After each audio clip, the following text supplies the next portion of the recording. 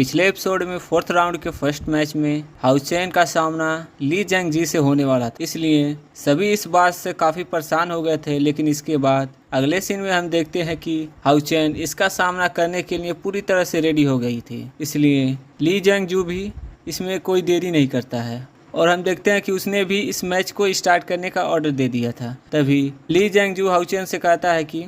मेरा और तुम्हारे ताकत के बीच में तो बहुत बड़ा डिफरेंस है, इसलिए चलो मैं तुम्हें एक और चांस देता हूँ और मैं चाहता हूँ कि तुम पहले से अपने लिविंग गेट को एक्टिवेट कर लो। जिसके बाद हम देखते हैं कि हाउ चैन भी इस चांस को मिस नहीं करती है, इसलिए वह इसके लिए थैंक यू कहती है। जिसके बाद हम देखते हैं कि हाउ चैन इसमें कोई देरी नहीं करती, इसलिए अपने पावर का यूज करना शुरू कर दिया था ताकि वह इस तरह से अपने लिविंग गेट को एक्टिवेट कर सके और फिर इसका यूज करके बीच को समन कर दे। लेकिन तभी हम देखते हैं कि हाउ चैन ने केवल एक ही बार में 3 लिविंग गेट को एक्टिवेट कर लिया था, इसलिए सभी इस बात से पूरी तरह से हैरान हो जाते हैं और कहने लगते हैं कि इसने तो एक साथ में 3 लिविंग गेट को एक्टिवेट कर लिया है। मगर तभी इसी वक्त हम देखते हैं कि हाउ चैन ने इसको और भी ज्यादा हैरान कर दिया था, क्योंकि वह एक एक करके और भी 3 लिविंग गेट को एक्टिवेट कर लेती है। जिसके बाद हम देखते हैं कि खुद ली जैंग जू भी इस बात से काफ़ी हैरान हो गया था और फिर कहने लगता है कि शायद मैंने इसे अंडर एस्टिमेट कर लिया। तभी सभी लोग बात करने लगते हैं, बाकी रनर तो एक साथ में ज़्यादा से ज़्यादा 2 गेट ओपन कर सकते हैं,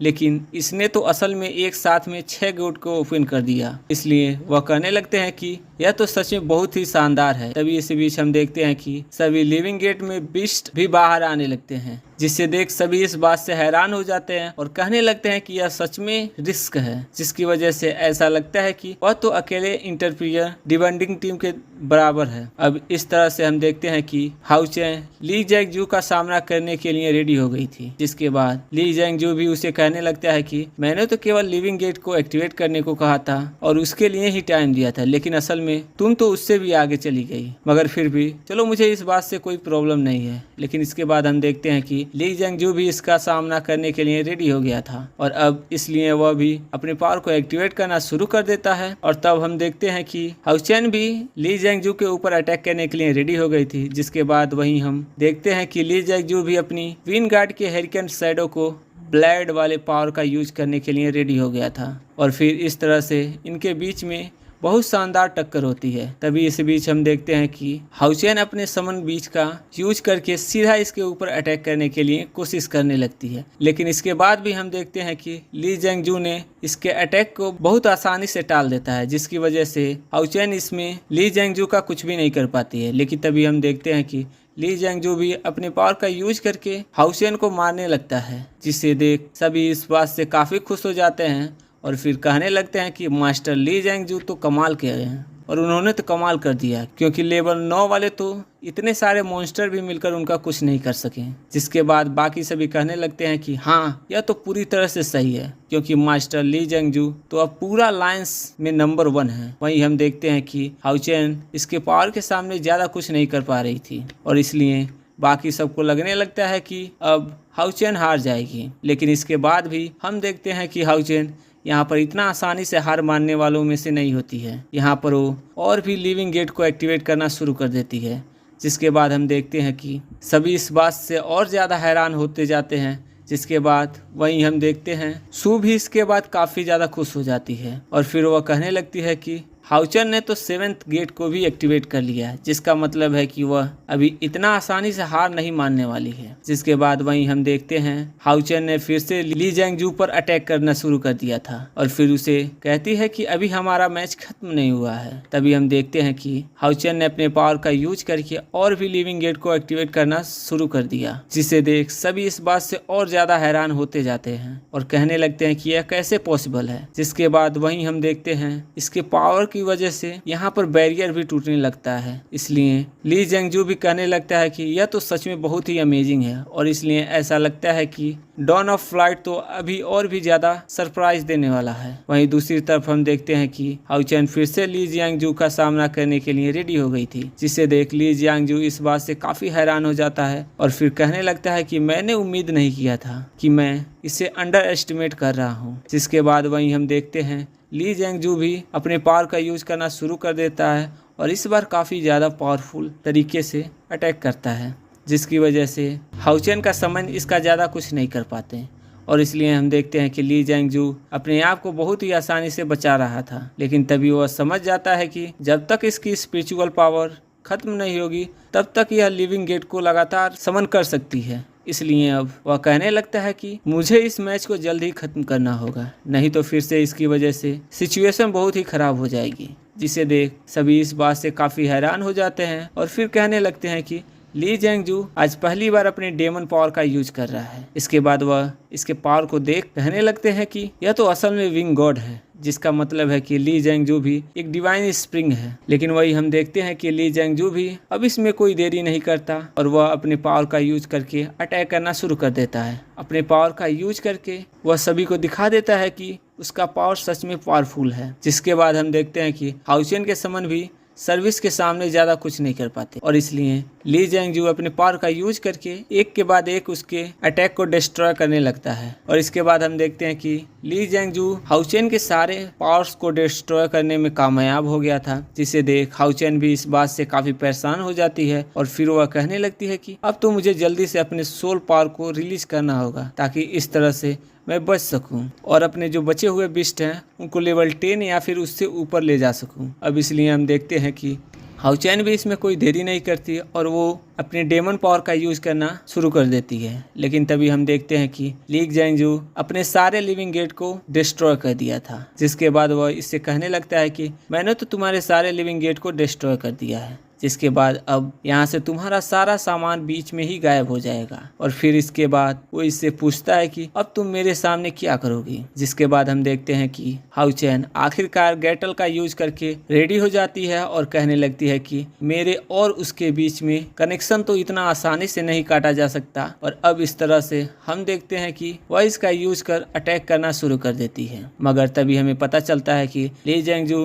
भी असल में इसी चीज का वेट कर रहा था और फिर हम देखते हैं कि वह अपने विंड पावर का बैन यूज करने के लिए रेडी हो गया, जिसके वजह से हम देखते हैं कि मैक्स बिस्ट के सामने भी कुछ नहीं कर पाता और फिर वह आखिरकार इस तरह से इसके सभी हाथों में फंस गया था। इसके बाद हम देखते हैं कि ली जैंगजू इस बात का फायदा उठाने लगता है और फिर वह हाउचेन से कहने लगता है कि क्या तुम चाहती हो कि मैं तुम्हारे नटल बिस्ट को खत्म कर दूं। जिसके बाद हम देखते हैं कि हाउचेन इसके लिए ऐसे हरकत करने के लिए गुस्सा होने लगती है और कहने लगती है कि इसकी इतनी हिम्मत, इसकी एज तो इतनी ज्यादा हो गई है, लेकिन इसके बाद भी उसने छोटी सी लड़की को बुली करने के लिए ट्रैप का यूज किया। तभी हम देखते हैं कि ली जैंगजू भी इस बात से काफी गुस्सा होने लगता है और फिर कहने लगता है कि उसने तो असल में मैकडॉल को पकड़ लिया था और अब इसका यूज करके वह तो हाउचेन को धमकी दे रहा है। वहीं ली जैंगजू कहने लगता है कि अगर मैंने यहाँ पर और भी ज्यादा देरी की तो फिर मुझे नहीं पता कि यह सोल सेट मेरे साथ में और क्या करेगा।